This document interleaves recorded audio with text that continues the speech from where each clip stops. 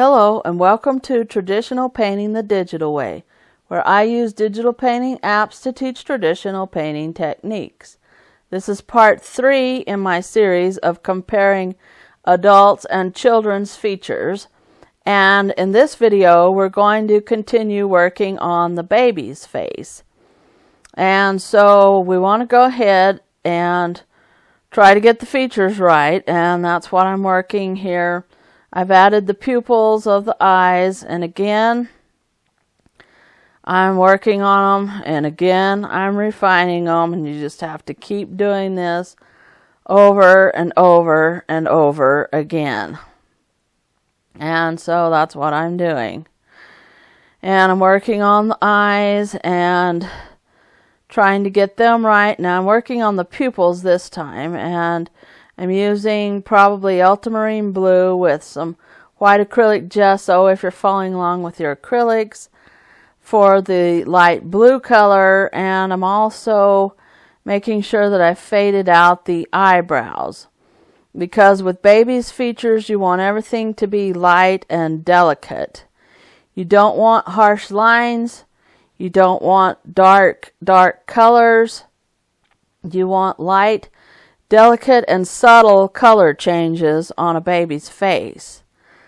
And the more lines that you add, the darker the lines that you add will age the face. It will make it look like an old person. If you have way too many dark lines, it will look like an old person with wrinkles. So you don't want that.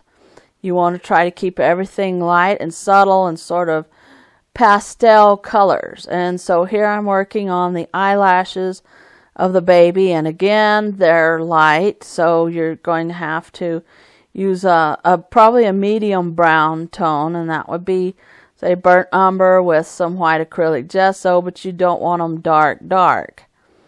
And again, as we've talked in some of the previous videos, baby's eyes are a little bit bigger than adults' eyes in comparison with their face. So I'm working on the eyes and they're not matching up, so you have to zoom out or step back and make sure that you're getting the eyes to match up, that they're on the same level. All the same things you have to keep doing, and when you put a stroke of paint on it, it alters the painting and you may have changed it, and so you have to always check your guides, make sure that the eyes are on the same plane, and zoom in and zoom out if you're on a computer, or step back from your easel if you're doing this with acrylic paints or even oil paints, or any kind of paint really. And so here I'm working on the eyes, and they're not right. They need to be a little bit bigger. So pull out the old sketch that you've got there and compare. See what's going on. I seem to have the face too wide, so I need to work on that. And if you're following along traditionally, you can just use the background color to cut down some of the face shape. And you can also do that with Infinite Painter. And here I'm just kind of working on the ears and trying to get some of the hair again. And a neat little trick is you can run that reference sketch over the top of it right quick and see how it compares there. This is Infinite Painter for Android. And then I'm doing the double check on the guides. I've got those on a separate layer. You keep your guides and your original sketches on the separate layer. So I'm working on that, and I'm changing the shape of the head a little bit. The hair got too much, so you have to kind of go back and with the background color and see if you can't straighten that out. So I'm trying to get the tilt and the angle on the head there. Working on the hair, and it's a light brown color, and babies don't have thick hair, so you're going to have to, well, usually not. My mother said I actually did, but you don't always have thick hair Mostly it's thinner compared to an adult anyway. But so you go ahead and make sure that the hair is not too thick here, which I need to go back and work on that. But I'm kind of getting the head shape that I want, kind of getting the mouth shape that I want. And the mouth is kind of like a Cupid's bow, because it's this is the baby's mouth. It's not going to look as wide as a adult's mouth, even though it follows the correct proportions, that it goes between the length of the mouth is sort of halfway between the eyes. It's the baby's proportions. It's not an adult proportion, so it's a small mouth. So I'm working on that, kind of getting things better. And then here I took the blur tool and went over the hair and went over the face and smudged everything and made it look very transparent looking and indistinct with no lines. And that's what I mean by you don't want harsh lines when you're trying to draw babies and children's faces. So we've got everything sort of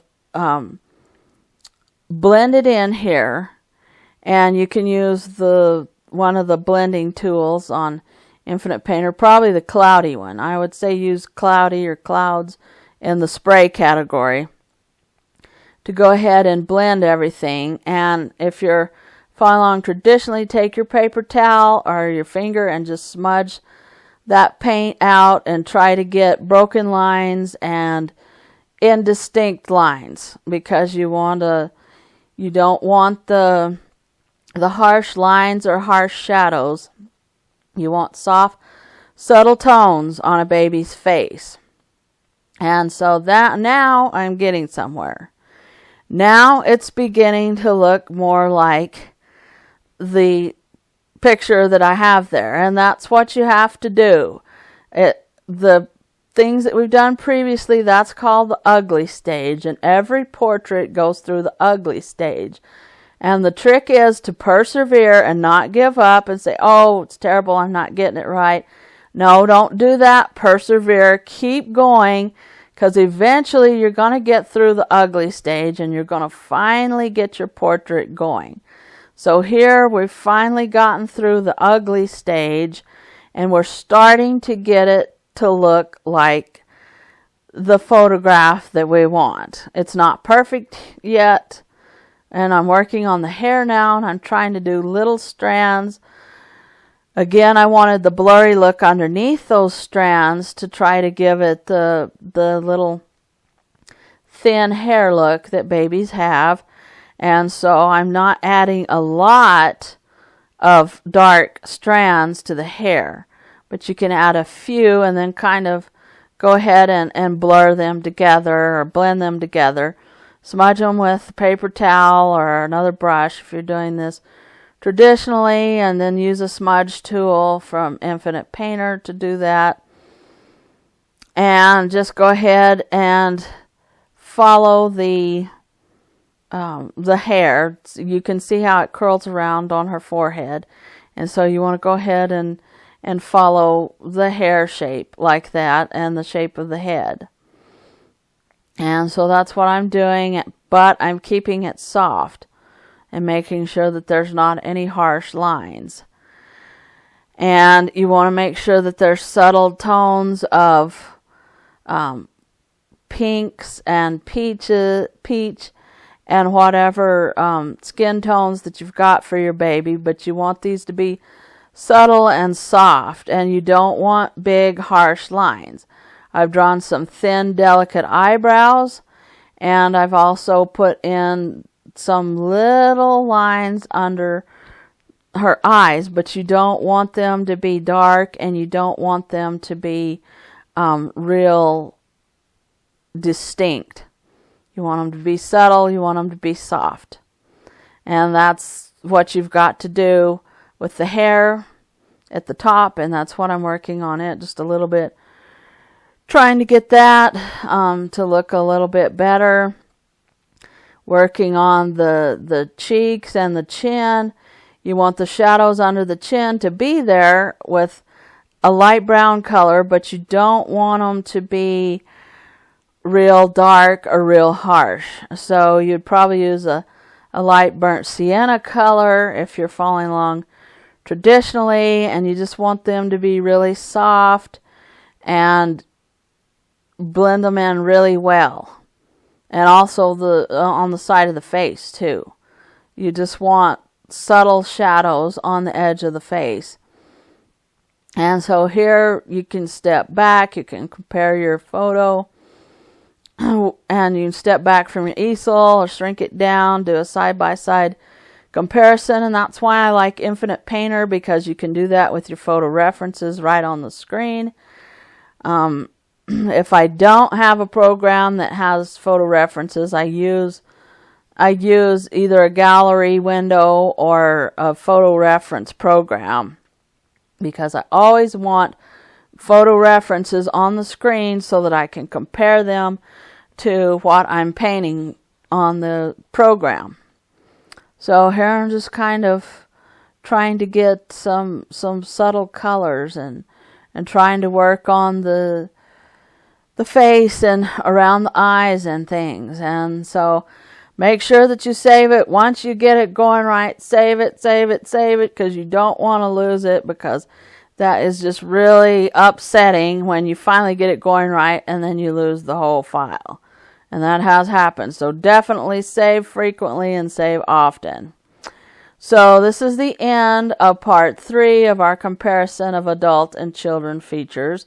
And in part 4, we're going to go ahead and finish up the baby's face and have a little bit more discussion about how the adult's features and the baby's features compare.